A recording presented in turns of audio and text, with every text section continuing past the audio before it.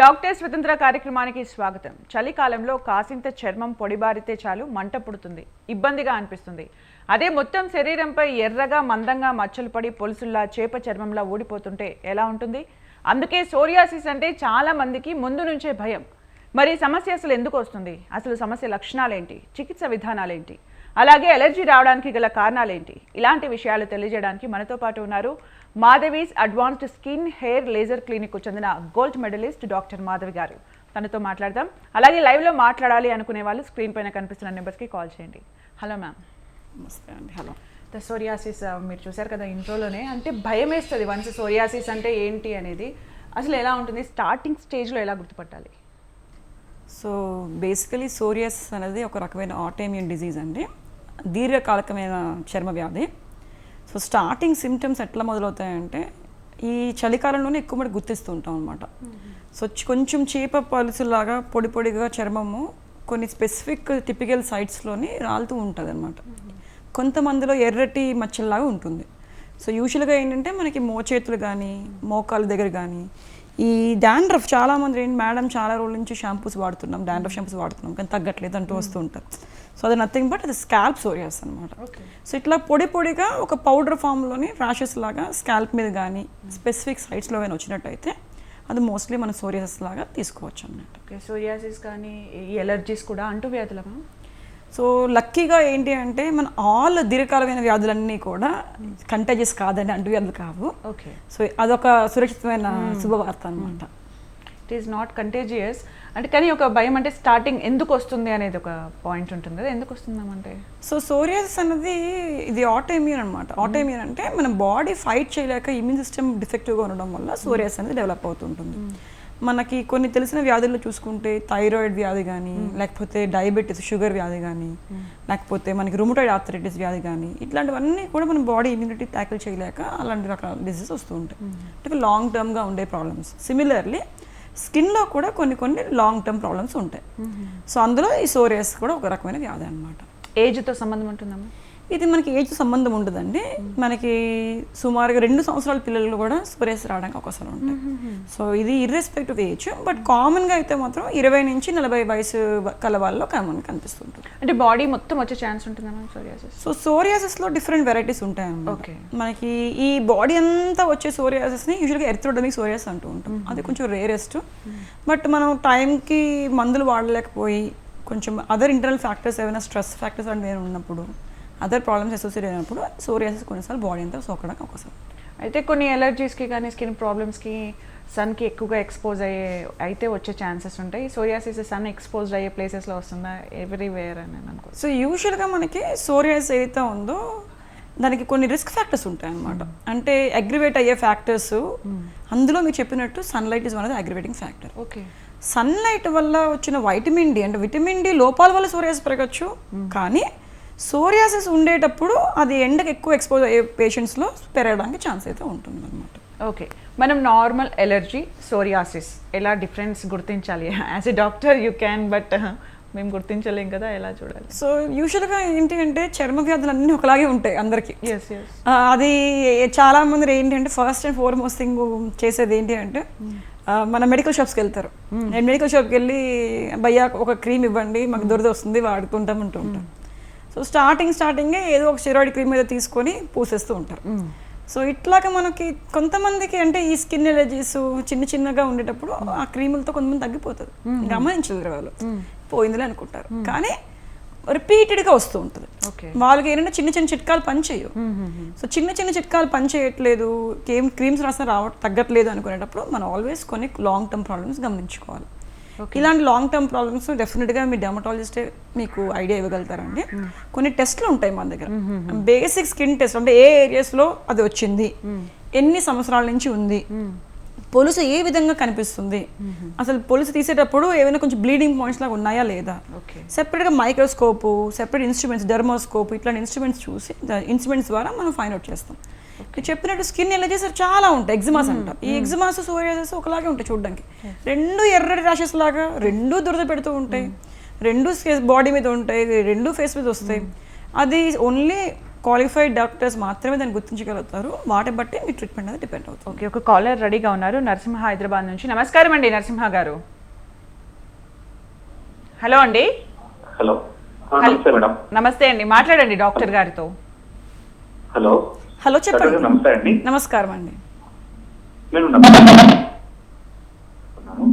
Madam నాకు 38 years అండి నాకు. అయితే ఇప్పుడు నాకు లైట్ గా ఈ మోచేతుల దగ్గరను మోకాళ్ళ దగ్గర నాకు సోరియాసిస్ లాగా వచ్చింది మేడం. ఈ డాక్టర్ దగ్గరికి వెళ్ళి చూపించుకున్నాను, మెడిసిన్ అయితే వాడుతున్నాను కానీ ఇంకా తగ్గలేదు. అది కొంచెం లైట్ గా దురద ఉంటుంది కానీ ఒకసారి ఉంటుంది ఒకసారి ఉండలేదు. అయితే ఈ మధ్యలో నాకు కొంచెం చేతులు ఈ శీతాకాలం వల్ల చేతులు కాళ్ళు కిందకిలో ఉంటాం, కాళ్ళు ఆగటం లాంటివి ఉన్నాయి. అదే డాక్టర్ దగ్గరికి వెళ్తే మీకు ఆర్థరైటిస్ వస్తున్నాయండి సోరియాసిస్ వల్ల అంటున్నారు. మేడం ఇప్పుడు నాకు ఇంకే ట్రీట్మెంట్ ఉందని చెప్తాను. నేను మెడిసిన్ వాడుతున్నాను కానీ నాకేమి కాళ్ళు నొప్పులు తగ్గడం కానీ తగ్గలేదు, సోరియాసిస్ కూడా తగ్గలేదు. మీ దగ్గర ఇలాంటి ట్రీట్మెంట్ చెప్తారు ఒక్కసారి, నేను చేశాను. సో ఇది కామన్గా కొంతమందిలో కనిపించే సిమ్టమ్ అండి. సో సోరియాసిస్ కొన్నిసార్లు జాయింట్స్ని కూడా ఎఫెక్ట్ అవుతుంది. దాన్ని సోరియాటిక్ ఆర్థరైటిస్ అంటూ ఉంటాము. ఇట్లాంటప్పుడు మీరు ఎటువంటి నిర్లక్ష్యం చేయకూడదు. మీరు ఫస్ట్ అండ్ ఫార్మోస్ట్ థింగ్ చాలామంది ఏమనుకుంటారంటే మందులు వాడేస్తున్నామో మాకు తగ్గలేదని అనుకుంటారు. కానీ వాడే మందులు ఎటువంటివి అనేవి మనం చూసుకోవాలన్నమాట. వాడే మందులు మనకి పని చేస్తున్నది చూసుకోవాలి. సో ఆర్థరైటిస్ వచ్చినప్పుడు కొన్ని ఎక్స్రే లాంటివి, కొన్ని బ్లడ్ టెస్ట్ లాంటివి చేయిస్తాం అనమాట. చేయించి మీ మోతాదు ఎంత సివియర్గా ఉందనేది అసెస్ చేసుకోవాలి. ఆ బ్లడ్ టెస్టుల ద్వారా మనకి సివియర్గా ఉంది, ఇన్ఫ్లమేషన్ జబ్బు జరుగుతుంది అంటే కొంచెం స్ట్రాంగ్ మెడికేషన్స్ ఇచ్చుకోవాలండి. అండ్ ఒకవేళ సపోజ్ సివియారిటీ ఎక్కువగా లేదు అనుకుంటే కొంచెం తక్కువ డోస్ మెడిసిన్స్ ఇస్తాము. మీరు అయితే మాత్రం ఖచ్చితంగా ఫస్ట్ అండ్ ఫార్మోస్ట్ థింగ్ మీరు డర్మటాలజిస్ట్ని దగ్గరలో కనిపించాలి. ఎందుకు అంటే మీ సివియారిటీ అన్నది మన ఫోన్లో కన్నా మోస్ట్లీ మనం ఎగ్జామిన్ చేసుకుని చూసుకోవాలి. ఈ ఎక్స్రేస్ లాంటివి కొన్నిసార్లు జాయింట్ స్పేస్ ఎలా ఉంది, అక్కడ వాప్ ఎలా ఉంది, ఈ సిమ్టమ్స్ చాలా ముందుగా గుర్తుంచుకోవాలి. లేకపోతే కొన్నిసార్లు జాయింట్ ప్రాబ్లమ్స్, కొన్ని వాకింగ్ స్టేజెస్ కానీ మారడం కానీ జరుగుతుంది. సో మీకు మంచి చికిత్స అయితే అందుబాటులో ఉందండి. తప్పకుండా ఒకసారి మీరు విచ్చేసినట్టయితే మీకు ఇంకా డీప్గా పరిశీలించి మీకు మెరుగైన చికిత్స అందించగలుగుతాం. అట్ ది సేమ్ టైం అంటే ఎవ్రీ డెర్మటాలజిస్ట్ సాల్వ్ చేస్తారా సోరియాసిస్ ప్రాబ్లమ్ని? అది చూసుకోవాలండి. అంటే మనకి సివియారిటీ బట్టి మనకి ట్రీట్మెంట్ అనేది డిపెండ్ అవుతుంది. చాలామంది ఏం చేస్తారు, ప్రాబ్లమ్ వచ్చిన కొత్తలో నెగ్లెక్ట్ చేసేస్తారు. అంటే చిన్నగానే ఉందిలే అని బాడీ అంతా సోకేసి సివియర్గా అటాక్ అయినప్పుడు దే కెన్ కాజ్ ప్రాబ్లమ్స్. ఇప్పుడు మనం కోవిడ్ చూసాం. మనకి కరోనా వ్యాధి సోకినప్పుడు కొంతమందికి అసలు సిమ్టమ్స్ లక్షణాలే తెలియలేదు. కొంతమందికి ఓన్లీ పొడి దగ్గుతోనే తగ్గి వచ్చిపోయిన కండిషన్స్. కానీ కొంతమందిలో ఏమైంది, వచ్చిన ఫీవర్ జాయింట్స్ని, లంగ్స్ని, హార్ట్ని అటాక్ చేసి సివియర్గా ఫామ్ చేసింది. అంటే అది రిలీజ్ చేసిన ఇన్ఫ్లమేటరీ మీడియేటర్స్ వల్ల జరిగింది. సోరియాసిస్లో కూడా కొంతమందిలో సివియర్గా అటాక్ అవ్వడానికి అవకాశాలు ఉంటాయి. అసలు ఎవరికి సివియర్గా అటాక్ అయింది, ఎవరికి ఎక్కువ రోజులు ఉంటుంది, ఎవరికి జాయింట్స్ ఎఫెక్ట్ అవుతుంది, ఇవన్నీ తెలియాలి అంటే మనం రెగ్యులర్గా మానిటరింగ్ అనేది చూసుకోవాలన్నమాట. చూసుకొని సరైన టైంలో రక్త పరీక్షలు చేయించుకున్నట్టయితే సివియారిటీని ముందుగా అరికట్టగలుగుతాం. ఓకే, వన్స్ సోరియాసిస్ వచ్చిన తర్వాత ఎన్ని సిట్టింగ్స్ ఉంటుంది మ్యామ్ ట్రీట్మెంట్? సెషన్స్ అంటూ ఏమి ఉండదండి. కొంతమందికి సపోజ్ ఓన్లీ ఒక ప్యాచ్ ఏదో మోచేతుల దగ్గర లైట్గా వచ్చింది అంటే మాయిశ్చరైజింగ్ క్రీమ్స్ లాంటివి ఫస్ట్ ప్రిస్క్రైబ్ చేస్తాము. ఓకే. సో బేసికలీ సోరియాసిస్ వ్యాధిలో ఏం జరుగుతుంది, మనకి డెడ్ స్కిన్ అన్నది top most layer of the స్కిన్లో ఉన్న డెడ్ స్కిన్ ఏదైతే ఉందో అది రెగ్యులర్గా రిజ్యూమినేట్ అయిపోతుంది. మామూలుగా అయితే 28 రోజులు పడుతుంది ఒక పాత స్కిన్ పోయి కొత్త స్కిన్ రావడానికి. సో అది మనకి అందుకే పూర్వం పెద్దవాళ్ళు నలుగు అనేవారు, అంటే డెడ్ స్కిన్ అంతా పోవడానికి ప్రక్రియ. ఈ సోరియాసిస్లో 3 రోజుల నుంచి 4 రోజుల లోపల ఎవ్రీ సెల్ మల్టిప్లై అయిపోతుంది. మల్టిప్లై అయిపోయి అది పెరిగిపోతూ ఉంటుంది పొట్టులాగా. ఓకే. సో ఆ పొట్టు ఎన్నిసార్లు వాళ్ళు క్రీములు రాసుకుని ట్రై చేస్తున్నా ఇంకో 3-4 డేస్ మళ్ళీ పొట్టు ఫామ్ అయిపోతుంది. They'll get fed up. So but ఈ ప్రాబ్లమ్ని మనం అరికట్టాలి అంటే మాయిశ్చరైజింగ్ క్రీమ్ వెరీ రెగ్యులర్గా వాడాలి. ఎంత ఫ్రీక్వెంట్గా వాడాలి అంటే సుమారుగా రోజుకి ఒక 6 నుంచి 7 సార్లు వాడుకోవాలి. మనకి తక్కువ కాస్ట్ అవైలబుల్గా ఉన్న మాయిశ్చరైజింగ్ క్రీమ్స్ అవైలబుల్ ఉంటాయి. ఇంకా చీప్ అండ్ బెస్ట్ ఏంటంటే కొబ్బరి నూనె, నువ్వు నూనె లాంటివి కూడా రాసుకోవచ్చు. ఇది అదుపులో ఉంటుంది చాలా మటుకు. సో ఇట్లాగా బేసిక్ టిప్స్ చేసుకుంటూ మెడికేట్ క్రీమ్స్ టైం ప్రకారం తీసుకుంటే చాలా మటుకు అరికట్టగలుగుతాయి. ఎఫెక్ట్ వచ్చేసి స్కిన్కి సోరియాసిస్, కానీ రూట్ కాజ్ ఏముంటుందా? సో రూట్ కాజ్ ఏంటి అంటే బేసికలీ ఇది ఒక రకమైన జెనెటిక్ ఆటోఇమ్యూన్ డిసీజ్ అనమాట. ఓకే. సో మన పూర్వీకులు మన డిఫరెంట్ జనరేషన్స్ చూసుకున్నట్టయితే కొంతమందిలో ఈ సోరియాసిస్ అనే జీన్ ఉంటుంది. సో అది వంశపారంపర్యంగా పాకడానికి ఉంటుంది. అది ఒక శాతం. ఇంకో శాతం ఏమీ లేకపోయినా కూడా కొన్ని ఇన్ఫ్లమేషన్స్, ఇన్ఫెక్షన్స్లను ట్రిగ్గర్ చేస్తుంది. అంటే వాళ్ళలో ఉన్న ఈ సోరియాటిక్ జీన్, సోర్ జీన్ అంటారు, సోర్ 1 జీన్ అంటారు, ఆ జీన్ ఇన్ఫర్మేషన్స్ వల్ల అది బయటపడుతుంది అనమాట. ఓకే, ఇలా ఉంటుందన్నమాట. ఓకే, ఒకసారి ట్రీట్మెంట్ తీసుకున్న తర్వాత మళ్ళీ ఫ్యూచర్లో రాదా మ్యామ్? శాశ్వత పరిష్కారంగా ఉంటుంది? సో ఇది క్రానిక్ డిజీజ్ అనమాట. Okay. So all chronic disease ముందుగా చెప్పినట్టు, ఇంటర్వ్యూలో ముందుగా చెప్పినట్టు, మనకి ఇప్పుడు డయాబెటీస్ తీసుకున్నారు, షుగర్ తీసుకున్నారు, బీపీ తీసుకున్నారు, 100 సంవత్సరాలు కూడా చక్కగా బతకచ్చు. ఎట్లాగా అంటే కంట్రోల్డ్గా మందులు వాడుకుంటూ మంచి సూక్తులు పెట్టుకుంటూ బ్యాలెన్స్ చేసుకుని డైట్ ఫాలో అవుతూ ఎక్సర్సైజ్ వాక్న చేసుకుని స్ట్రెస్ తగ్గించుకున్నట్టయితే అసలు ఎవరికి షుగర్ ఉందని కూడా తెలియదు మనకి కొన్నిసార్లు. సేమ్ వే సోరియాసిస్ కూడా కంట్రోలబుల్ డిజీజ్. ఒక 10% మందిలో చాలా తక్కువగా వచ్చి మధ్యలోనే పోతాయి. బట్ రిమైనింగ్ 90% మందిలో మాత్రం వస్తూ పోతూ ఉంటుంది. సో స్ట్రెస్, ఇన్ఫెక్షన్స్ కానీ, వైరల్ ఇన్ఫెక్షన్స్ కానీ, కొన్ని హార్మోన్ ఇంబ్యాలెన్సెస్ కానీ, ఒత్తిడి, ఇట్లాంటివన్నీ కండిషన్స్ సోరియాసిస్ పెంచడానికి అవకాశం ఉంటాయి. ఓకే, వన్స్ వచ్చిన తర్వాత ఈ కండిషన్స్ ఇంకా పెంచుతాయి, కొన్నిసార్లు పెంచుతాయి. సో అందువల్ల మనం ఎప్పుడు కూడా ఈ రిస్క్ ఫ్యాక్టర్స్ ఏవైతే పెంచుతుందో ఈ ప్రాబ్లమ్ని, ఆ రిస్క్ ఫ్యాక్టర్స్ కంట్రోల్ చేసుకోవాలి. చలికాలం రాగానే సోరియాసిస్ పెరిగిపోతుంది. సో చలి అనేది ఈ డెడ్ స్కిన్ దాన్ని, ఆ పోలిసుల్ని ఇంకొంచెం ఎక్కువగా ఉత్పత్తి చేస్తుంది. సో హ్యూమిడిటీగా ఉండే ప్లేసెస్లోని కొంచెం టెంపరేచర్స్, ambient ఉన్న టెంపరేచర్స్లో ఉన్నట్టయితే సోరియాసిస్ చాలా మటుకు కంట్రోల్ ఉంటుంది. ఓకే, ఇది కంటాజియస్ కాదు అని చెప్పారు. అలాగే అంటే ఎలాంటి జాగ్రత్తలు తీసుకోవాలి ఆ పర్సన్ ఎవరికైనా వస్తే? అంటే ట్రీట్మెంట్ కాకుండా ఇంట్లో కానీ, ఫుడ్ హ్యాబిట్స్ కానీ. సో సోరియాసిస్లోని మనకి ఇప్పుడు నేను చెప్పినట్టు ఈ పొలుసు ఏదైతే ఉందో ఆ పొలుసు వెళ్ళిపోతూ ఉంటుంది. సో పొలుసు అంటే నథింగ్ బట్ మన ప్రోటీన్స్ అనమాట. మన ప్రోటీన్స్ బాడీలోంచి స్కిన్ ఫామ్లో వెళ్ళిపోతున్నాయి. సో వాటిని కాపాడుకోవాలంటే ప్రోటీన్ రిచ్ ఫుడ్ తీసుకోవాలి. సో ప్రోటీన్స్ బాగా అవైలబుల్గా ఉన్న food items like egg white కానీ, లేకపోతే ఫిష్ మీట్ కానీ, ఇవన్నీ కూడా there all proteins. So proteins కొంత భాగంలో మనకు వెజిటేరియన్స్ అయితే దాల్స్ కానీ, ఉరిద్ దాల్స్ కానీ, అండ్ సోయా క్రంచెస్ కానీ ఇట్లాంటివి తీసుకోవాలి. అండ్ వైటమిన్ డి డెఫిషియన్సీ వల్ల కూడా సోరియాసిస్ అనేది సోకే అవకాశాలు ఉన్నాయి. సో వైటమిన్ డి రెగ్యులర్గా కంట్రోల్గా ఉందా లేదా, వాల్యూస్ కరెక్ట్గా ఉన్నాయో చూసుకోవాలి. డెఫిషియన్సీస్ ఏదైనా అయినట్టయితే వైటమిన్ డి సప్లిమెంట్స్ తీసుకోవాలి. omega-3 ఫ్యాటీ యాసిడ్స్ డెఫిషియన్సీ వల్ల కూడా సోరియాసిస్ పెరిగే అవకాశాలు ఉంటాయి. సో సోరియాసిస్ పెరిగే అవకాశాలు ఉన్న డైట్ కాబట్టి omega-3 రిచ్ ఫుడ్స్ మనకి చిన్న ఫిష్లో కానీ, అవిసె గింజలు ఫ్లాక్స్ సీడ్స్లో కానీ, ఇట్లాంటి వాటిలోనే omega-3 ఉంటుంది. సో omega-3 సప్లిమెంట్స్లోనే తీసుకోవాలి. నిద్ర టైంకి పడుకోవాలి. స్ట్రెస్, ల్యాక్ ఆఫ్ స్లీప్ కూడా సోరియాసిస్ పెంచడానికి అవకాశాలు ఉంటాయి, stress levels. And most important మన రెగ్యులర్గా అదర్ ఆటోఇమ్యూన్ డిజీజ్, కొన్నిసార్లు ఈ సోరియాసిస్తో పాటు అదర్ ఆటోఇమ్యూన్ డిజీజ్ కూడా లింక్ అయ్యి ఉంటాయి. కొంతమంది డయాబెటీస్ కానీ, థైరాయిడ్ కానీ, రుమటైడ్ ఆర్థరైటిస్ కానీ, వేరే ఆటోఇమ్యూన్ డిజీజ్ కూడా లింక్ అయ్యి ఉంటాయి. అలాంటివి ఏమైనా ఉంటే వాటిని కంట్రోల్ చేసుకుని ఇది కంట్రోల్ అవుతుంది.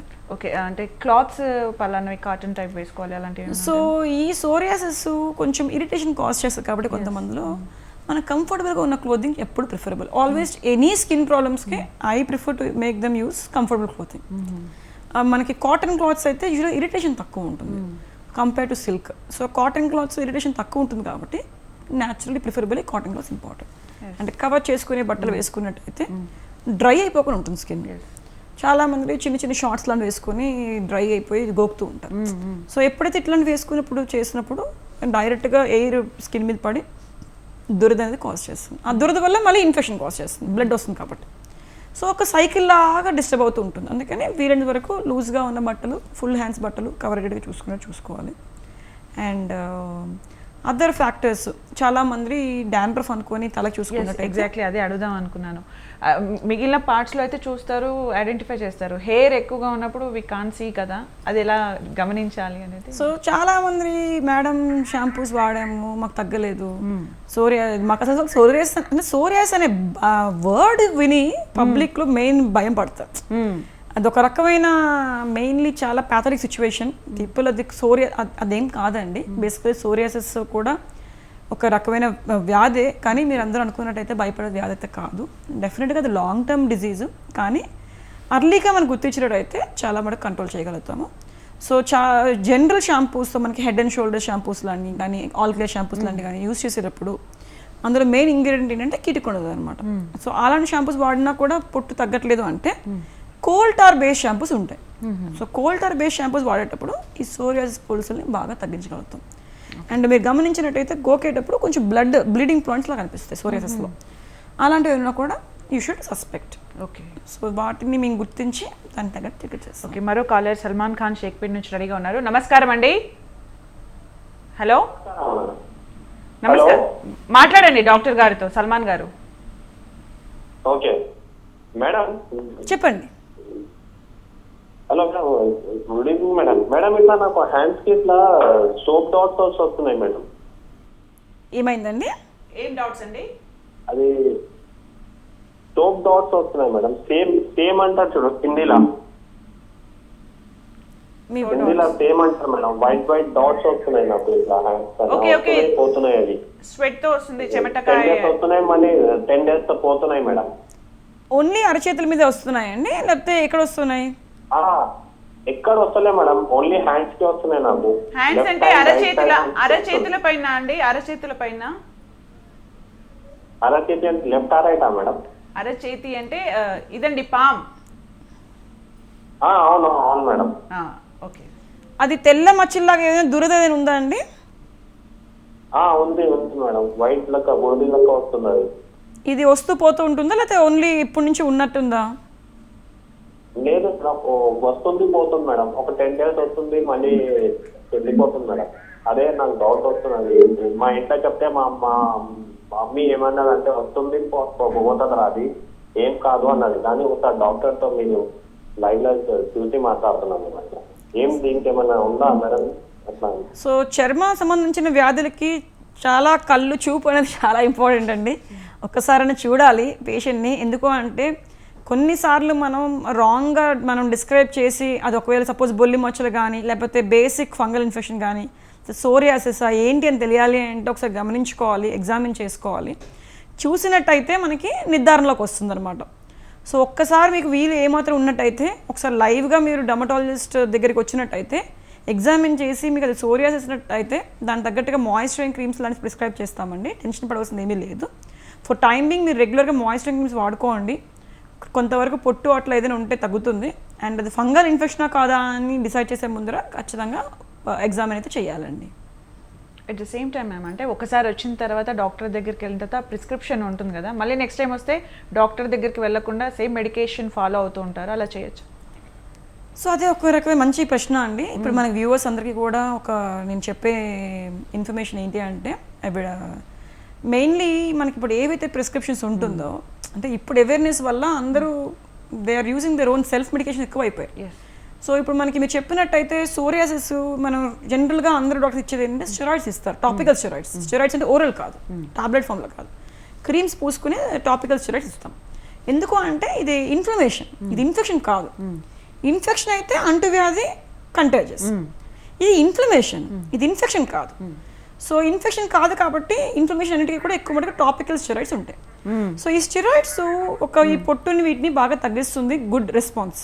కానీ రెగ్యులర్గా యూజ్ చేసేస్తూ ఉంటే కొన్నిసార్లు స్కిన్ పల్చగా అయిపోయి లోపల ఉండే రక్తనాళాలు కూడా బ్లడ్ వెసల్స్ కూడా బయటకు వచ్చేసి ఫంగల్ ఇన్ఫెక్షన్స్ ఇట్లాంటివి ఏమైనా ఉన్నప్పుడు మనకు పెంచుతుంది ప్రాబ్లం. సో ఒకటే పేషెంట్లో ఫంగస్తో పాటు సోరియాసిస్ పేషెంట్స్ కూడా వచ్చేస్తారు. సో వాళ్ళకి ఇది జరుగుతుందో అది జరుగుతుందో కన్ఫ్యూషన్ వచ్చి బాడీ అంతా కూడా పొట్టుతో ప్రాబ్లంతో వస్తారు. అంటే సెల్ఫ్ మెడికేషన్ మనం అనుకుంటాం అది సోరియాసిస్ అని, కానీ సోరియాసిస్ కాదు, అక్కడ వచ్చింది వేరే ప్రాబ్లం. సో అందుకని నేను చెప్పేది ఏంటి అంటే ఎవరికైనా కూడా సెల్ఫ్ ప్రిస్క్రిప్షన్స్ ఎక్కువ రోజులైతే యూజ్ చేయకూడదండి. స్పెసిఫిక్ సైట్స్లో మనం చాలా కాన్ఫిడెంట్గా అనుకున్నామంటే డిజీజ్ కోసం అప్పుడు మనం వాడుకోవచ్చు, అప్పుడప్పుడు నో ప్రాబ్లం. మాయిశ్చరైజింగ్ క్రీమ్స్ కానీ లేకపోతే చిన్న చిన్న మెడికేట్ క్రీమ్స్ కానీ లేకపోతే ఇచ్చింగ్ టాబ్లెట్స్ కానీ ఇవి మనకి డాక్టర్ దగ్గరికి వెళ్ళకపోయినా వాడుకోవచ్చు. కానీ బియాండ్ ఒక పాయింట్ ఆఫ్ టైం తర్వాత మన చేతిలో లేదు మన ప్రాబ్లము అనుకునేటప్పుడు మాత్రం ఖచ్చితంగా డెర్మటాలజిస్ట్ సలహా తీసుకోవాలి. ఓకే, మరో కాలర్ సుచిత్ర హైదరాబాద్ స్టడీగా ఉన్నారు. హలో అండి సుచిత్ర గారు. హాయ్ అండి, మాట్లాడండి డాక్టర్ గారితో. చెప్పండి సుచిత్ర గారు. మేడం, నా బాబుకి షోల్డర్స్ కింద మోచేతుల పైన హ్యాండ్స్ ఉంటాయి కదా మేడం, అవునండి, ఆ ప్లేస్ లో చిన్న చిన్న చిన్న అంటే పింపుల్స్ కూడా కాదు, చిన్న గుల్లల్లాగా వస్తున్నాయి. ఈవెన్ పాదాల పైన పిక్కలు అంటారు కదా, ఆ ప్లేస్ లో, ఈ 2 ప్లేస్లో అది సోప్ వల్లనా అది అలర్జీనా నాకు అర్థం కావట్లేదు మేడం. అది ఎంత అండి వయసు బాబుకి? మచ్చలు అలా ఏం లేదు, 8 years అమ్మా. 8 years. ఓకే, ఏవైనా ఎలర్జీస్ ఏమైనా ఉన్నాయండి? చిన్నప్పటి నుంచి స్కిన్ ఎలర్జీస్ ఉన్నాయా? ఏం లేదు మేడం, ఈ మధ్యనే ఒక 1 or 2 years నుంచి డాక్టర్ చూపిస్తే మాయిశ్చరైజర్ ఎక్కువ యూజ్ చేయండి, అదేమి అలర్జీ సంబంధించింది కాదు అని అన్నారు. సోప్స్ అది నార్మల్ కిడ్స్ సోపే యూజ్ చేస్తాను నేను. ఓకే, బాబు బరువు ఎంత ఉంటాడండి? అంటే నార్మల్ వెయిటే మేడం, ఒక 2-3 కేజెస్ వెయిట్ ఉంటాడు అంతే ఓకే. ఎక్స్ట్రాగా. సో మీరు చెప్పిన సిమ్టమ్స్ ప్రకారంగా చూసుకున్నట్టయితే ఎస్పెషలీ మనకి షోల్డర్ కింద భాగంలో అంటే ఈ భాగంలోనైతే చిన్న చిన్న పొక్కుల్లాగా వచ్చే కండిషన్ని కెరటోసిస్ పైలారిస్ అంటూ ఉంటామండి. సో అది నథింగ్ బట్ మనకి హెయిర్ ఫాలికల్స్ ఏవైతే చిన్న చిన్న హెయిర్స్ ఉంటాయి కదా, ఆ ఫాలికల్స్ ఇంప్లాంట్ పొజిషన్ బట్టి ఆ పొక్కుల్లాగా రావచ్చు. ఇది very common in winter season, చలికాలంలో కామన్గా కనిపిస్తూ ఉంటుంది. సో మిగతా డాక్టర్స్ డెర్మటాలజిస్ట్ ఎలా అయితే మీకు ప్రిస్క్రైబ్ చేశారో అట్లాగా మాయిశ్చరింగ్ క్రీమ్ రెగ్యులర్గా యూజ్ చేసుకోవడానికి ట్రై చేయండి. వైటమిన్స్ బాబుకి అందేటట్టుగా చూసుకోండి. Vitamin A especially important, vitamin D important. And sunlight వీలైతే ఒక 5-10 నిమిషాలు ఎండలో పొద్దున పూట నిల్చునేటట్టు చూసుకోండి బాబుని. సో ఇవన్నీ చిట్కాలు చేస్తూ కూడా స్టిల్ ఇంకా అది పర్సిస్టెంట్గా ఉంది అనుకుంటే మాత్రం డైరెక్ట్గా ఎగ్జామిన్ చేసినట్టయితే మీకు ఇంకా బెటర్గా డయాగ్నోస్ అనేది చేయగలుగుతాం అనమాట. జస్ట్ బిఫోర్ దిస్ మీరు దీన్ని కరోనాతో కంపేర్ చేస్తూ ఒక విషయం చెప్పారు కదా, ఇది ఇమ్యూనిటీ బేస్డ్ డిసీజ్గా చెప్పొచ్చా మ్యామ్? అవునండి. ఓకే, ఫైనల్గా మా వ్యూవర్స్ కోసం సోరియాసిస్గా జాగ్రత్తలు ఒకసారి చెప్తారా? సో ఫైనల్గా అందరికీ చెప్పేది ఏంటి అంటే అండి, సోరియాసిస్ అన్నది ఈ మధ్యకాలంలో ఎక్కువ తరచుగా చూస్తున్నాము, వెరీ కామన్గా అవుతుంది. సో ప్రపంచంలో ఆల్మోస్ట్ 3% మందికి ఈ ప్రాబ్లం అనేది ఉండడానికి ఛాన్సెస్ ఉన్నాయి. సో సోరియాసిస్ మీకు ఏమాత్రం డౌట్ ఉందంటే అనిపించినట్టయితే, అంటే ఇట్లా ర్యాషెస్ లాగా స్పెసిఫిక్ ప్లేసెస్లో కానీ లేకపోతే చుండ్రు తగిలినట్టు అనిపించినట్టయితే మాత్రం జాయింట్ ప్రాబ్లమ్స్ కూడా సోరియాసిస్ కొన్నిసార్లు ఎఫెక్ట్ అవ్వడానికి అవకాశాలు ఉంటాయి. సో ఇలాంటి కండిషన్స్లో మీరు తప్పనిసరిగా డెర్మటాలజిస్ట్ కన్సల్ట్ అవ్వండి. మీకు తగిన ఇన్వెస్టిగేషన్స్, బ్లడ్ టెస్ట్ లాంటివి కానీ, ఎక్స్రేస్ కానీ, ఈసీజీ లాంటివి కానీ చేయించి మీ సోరియాసిస్ సివియారిటీని డిసైడ్ చేసి దాన్ని బట్టి మీకు ట్రీట్మెంట్ ఉంటుంది. సో అందరూ కూడా మెడిసిన్స్తో భయపడిపోతుంటారు సైనస్ వస్తాయని. సో మెడిసిన్స్ లాంటివి కాకుండా సెపరేట్ చికిత్సలు, లేజర్స్ లాంటివి కూడా ఉంటాయి మన దగ్గర. నారోబెన్ యూవీ థెరపీ కానీ, ఎగ్జామర్ లేజర్ కానీ, ఇట్లా బయోలాజిక్స్ కానీ డిఫరెంట్ టెక్నాలజీ బేస్డ్ ప్రొసీజర్స్ లాంటివి ఉన్నాయి. సో మనకున్న వీలు బట్టి, మనకున్న బడ్జెట్ బట్టి, మనకున్న అవైలబిలిటీ ఆఫ్ టైం బట్టి ట్రీట్మెంట్ అనేది డిపెండ్ అవుతుంది. సో మీరు నెగ్లెక్ట్ చేయకుండా డెఫినెట్గా డెర్మటాలజిస్ట్ని అప్రోచ్ అయినట్టయితే మీకు ఈ సోరియాసిస్ అనేది త్వరగా తగ్గిపోవడానికి అవకాశం ఉంటుంది. ఎస్ మ్యామ్, అలాగే మనం వింటర్ గురించి మాట్లాడాం. వచ్చేది సమ్మర్ కాబట్టి సమ్మర్లో కూడా స్వెట్ ప్రాబ్లమ్స్ ఎక్కువగా ఉంటాయి కాబట్టి అప్పుడు కూడా ఎఫెక్ట్ ఎక్కువగా ఉంటుంది. అప్పుడు ఎలాంటి జాగ్రత్తలు తీసుకోవచ్చు? సో సమ్మర్ మనకి స్వెట్టింగ్ ఎక్కువ అవ్వకుండా చూసుకోవాలండి. స్వెట్టింగ్ అయినప్పుడు కూడా మనం గోకుతూ ఉంటాం. కానీ మన అదృష్టం ఏంటి అంటే ఈ సోరియాసిస్ అనేది సమ్మర్ టైంలో తగ్గిపోతుంది. ఓకే. సో అది ఓన్లీ మెయిన్లీ చలికాలంలోనే ఎక్కువగా ఉంటుంది. సమ్మర్ అవుతున్నప్పటికల్లా ఈ సోరియాసిస్ ఆటోమేటిక్గా తగ్గుముఖం అయ్యే అవకాశాలు ఉంటాయి. సో సోరియాసిస్ ఉండే పేషెంట్స్ ఉంది ఎంత శుభవార్త. సో సమ్మర్ వచ్చినట్టయితే they very good, they very happy అనమాట, తగ్గుతుంది. Thank you so much ma'am, చాలా చక్కగా ఆన్సర్స్ చేశారు. నేను అడిగిన ప్రశ్నలకి కాలేజ్ కూడా చక్కగా చెప్పారు. Thank you so much. Thanks అండి. చూశారు కదండి, ఇది వాళ్ళ డాక్టర్ స్వతంత్ర కార్యక్రమం. చూస్తూనే ఉండండి స్వతంత్ర.